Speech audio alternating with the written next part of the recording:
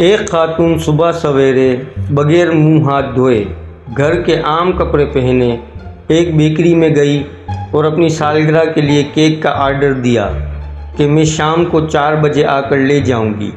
शाम को ठीक 4 बजे वही खातून तैयार होकर मेकअप करके बेकरी जा पहुंची और पूछा, क्या केक तैयार हो गया है?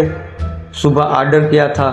बेकरी वाला बोला, आप वही केक लेने आई हैं जिसका आर्डर सुबह आपकी अम्मी करके गई हैं।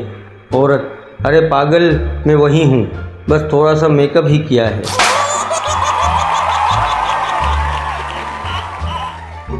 मास्टर जी पिंड में बच्चों को अंग्रेज़ी पढ़ाते हुए, देखो बच्चों, ये एम से मदर बनता है यानी माँ, जैसे नूरे की माँ।